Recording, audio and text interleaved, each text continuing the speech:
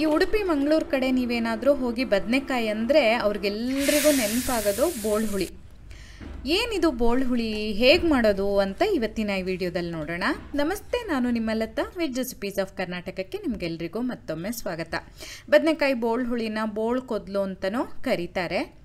ಹೆಚ್ಚು ಏನು ಪದಾರ್ಥಗಳು ಬೇಡ, ಮಸಾಲೆ ಹುರಿಯೋದು ರುಬ್ಬೋದು ಬೇಡ, ತೆಂಗಿನಕಾಯಿ ಬೇಡ. ಅದಕ್ಕೋಸ್ಕರ ಇದಕ್ಕೆ ಬೋಳು ಹುಳಿ ಅಥವಾ ಬೋಳು ಕೊದ್ಲು ಅಂತ ಹೆಸರು.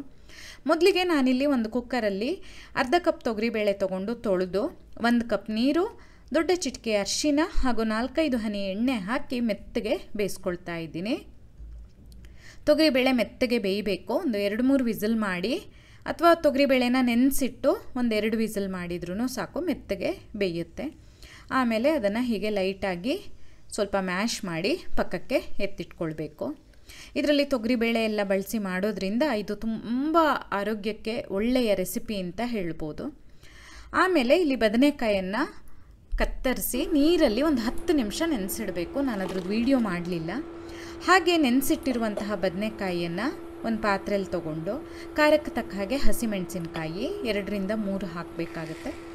ಆಮೇಲೆ 1 ಚಮಚದಷ್ಟು ಉಪ್ಪು, 1/4 ಚಮಚದಷ್ಟು ಅರಿಶಿನ ಹಾಕಿ ಅದೆಲ್ಲ ಮುಚ್ಚುವಷ್ಟು ನೀರು, ಅಂದರೆ ಬದನೆಕಾಯಿ ಬೇಯಿಸೋದಕ್ಕೆ ಎಷ್ಟು ಬೇಕೋ ಅಷ್ಟು ನೀರನ್ನು ಹಾಕಿ, ಜೊತೆಯಲ್ಲೇ ಒಂದು ನೆಲ್ಲಿಕಾಯಿ ಗಾತ್ರದ ಹುಣಸೆ ಹಣ್ಣಿಂದ ತೆಗೆದಿರುವಂತಹ ಹುಣಸೆ ಹಣ್ಣಿನ ರಸ. ನನ್ನ ಹತ್ರ ಹುಣಸೆ ಹಣ್ಣಿನ ಪೇಸ್ಟ್ ಇರುತ್ತೆ, ನಾನು ಮಾಡಿಟ್ಕೊಳ್ತೀನಿ. ಅದನ್ನು 1 ಚಮಚ ಹಾಕಿದೆ.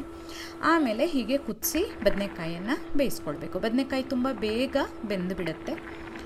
ಅದು ಆಗ್ತಾ ಬಂದವಾಗ ನಾವೀಗಾಗಲೇ ಬೇಯಿಸಿಟ್ಕೊಂಡಿದ್ವಲ್ಲ ಆ ತೊಗರಿಬೇಳೆನ ಹಾಕಬೇಕು. ನೋಡಿ, ಹಾಕಿ ಪುನಃ ಕುದಿಯೋದಕ್ಕೆ ಬಿಡೋಣ. ಆ ಟೈಮಲ್ಲಿ ರುಚಿ ನೋಡಿಕೊಂಡು ನಿಮ್ಗೆ ಎಷ್ಟು ಬೇಕೋ ಅಷ್ಟು ಉಪ್ಪನ್ನು ಹಾಕಬೇಕು. ಹಾಗೆ ಮೇಲಿಂದ ಸಣ್ಣದಾಗಿ ಕತ್ತರಿಸಿರುವಂತಹ ಕೊತ್ತಂಬರಿ ಸೊಪ್ಪನ್ನು ಸಹ ಹಾಕಬೇಕು. ನಾನಿಲ್ಲಿ ಇದು ಎಷ್ಟು ದಪ್ಪ ಇರುತ್ತೆ ಅಂತ ತೋರಿಸ್ತಾ ಇದ್ದೀನಿ ಇವಾಗ ನಿಮಗೆ. ನೋಡಿ, ಇದು ಈ ಕನ್ಸಿಸ್ಟೆನ್ಸಿಯಲ್ಲಿ ಇರಬೇಕು. ನೀವು ಬೇಕಾದರೆ ಜಾಸ್ತಿ ಬೇಳೆನೂ ಹಾಕ್ಕೊಳ್ಬೋದು ಅಥವಾ ಸ್ವಲ್ಪ ಕಡಿಮೆ ಬೇಳೆ ಬೇಕಾದರೂ ಹಾಕ್ಬೋದು. ಆಮೇಲೆ ಈ ರೀತಿ ಚೆನ್ನಾಗಿ ಕುದಿಸಿ ಸ್ಟವನ್ನು ಆಫ್ ಮಾಡಿ ಒಂದು ಒಗ್ಗರಣೆನ ಕೊಡಬೇಕು. ಒಗ್ಗರಣೆಗೆ ಎಣ್ಣೆ, ಸಾಸಿವೆ, ಜೀರಿಗೆ, ಒಣಮೆಣಸು, ಇಂಗು ಮತ್ತು ಕರಿಬೇವನ್ನು ಬಳಸಿದ್ದೀನಿ. ಎಣ್ಣೆ ಬದಲು ತುಪ್ಪ ಬೇಕಾದರೂ ಹಾಕ್ಬೋದು. ಬಿಸಿ ಅನ್ನದ ಜೊತೆ ಇದು ತುಂಬ ರುಚಿಯಾಗಿರುತ್ತೆ.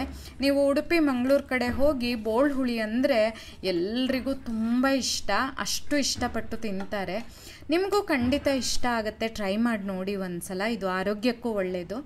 ನಿಮಗೆ ಈ ವಿಡಿಯೋ ಇಷ್ಟ ಆದಲ್ಲಿ ಲೈಕ್ ಮಾಡಿ, ಶೇರ್ ಮಾಡಿ, ಕಮೆಂಟ್ ಮಾಡಿ. ಹಾಗೆ ನಮ್ಮ ಚಾನಲಿಗೆ ಸಬ್ಸ್ಕ್ರೈಬ್ ಮಾಡೋದನ್ನು ಮರಿಬೇಡಿ. ಧನ್ಯವಾದಗಳು.